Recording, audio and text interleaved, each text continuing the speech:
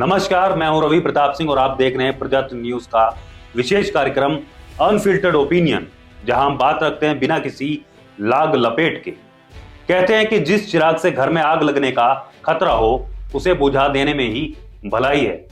मौजूदा समय में ऐसे ही चिराग भारत में आग लगाने का सपना देख रहे हैं।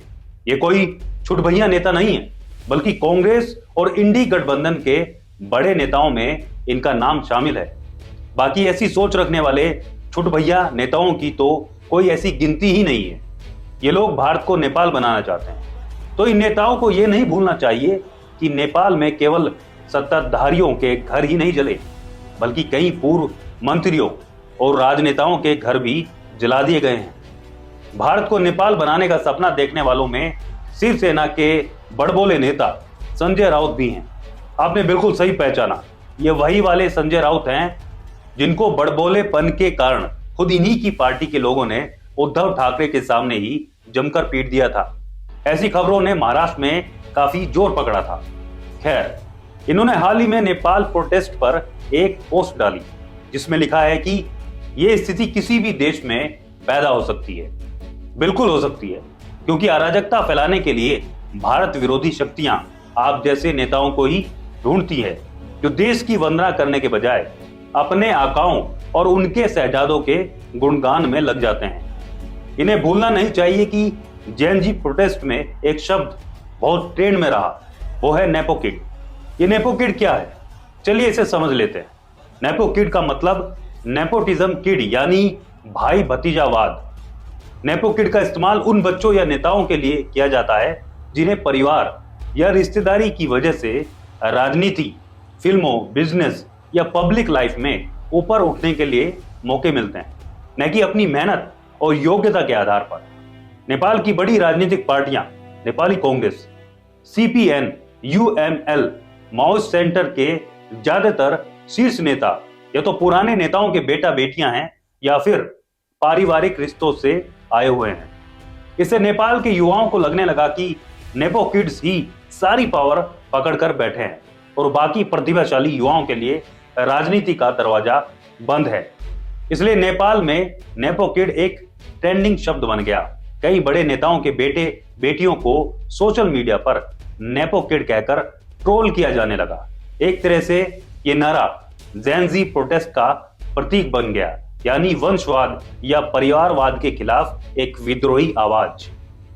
कांग्रेस और इंडिया गठबंधन के नेता भी भारत में जेएनजी प्रोटेस्ट चाहते हैं, तो ये लोग ना भूलें कि इनके आका खुद नेपो किड हैं। इसके अलावा उनकी कोई हैसियत या पहचान राजनीति में नहीं है। अगर राहुल गांधी के नाम के पीछे से गांधी, अखिलेश के पीछे से यादव, उद्धव ठाकरे के पीछे से ठाकरे और तेजस्वी यादव के पीछे से यादव हटा दिया जाए तो राजनीति में इनकी खुद की क्या हैसियत या बिसात रह जाएगी, आप खुद सोचिए। ये भारत के जेनजी, मिलेनियल्स, जनरेशन एक्स और बेबी बूमर्स भी जानते हैं। इसलिए भारत में नेपाल जैसा प्रोटेस्ट अगर होना चाहिए तो इन लोगों के खिलाफ ही होना चाहिए, ताकि इन परिवारवादी पार्टियों का अंत हो और देश हित को आगे रखने वाली पार्टियों का जन्म हो। कांग्रेस, सपा, आरजेडी और डीएमके लोकतंत्र की आड़ में राजतंत्र चला रहे हैं। जैसे राजा का बेटा राजा होता था, वैसे ही इन पार्टियों में इनके परिवार के अलावा सत्ता की चाबी किसी और को नहीं दी जाती, क्योंकि ये लोग देश हित से ऊपर, पार्टी और पार्टी से ऊपर अपने नेता या आका को रखते हैं। और ऐसी पार्टियों की संख्या देश में दिन ब दिन बढ़ती जा रही है। हाल ही में तेलंगाना हाई कोर्ट ने सोशल मीडिया पोस्ट को लेकर पुलिस को सख्त निर्देश दिए हैं। कोर्ट ने कहा कि किसी भी व्यक्ति को सिर्फ आलोचनात्मक या आपत्तिजनक पोस्ट करने पर तुरंत गिरफ्तार नहीं किया जा सकता। गिरफ्तारी तभी हो सकती है जब पोस्ट से शांति भंग करने की मंशा साफ जाहिर होती हो।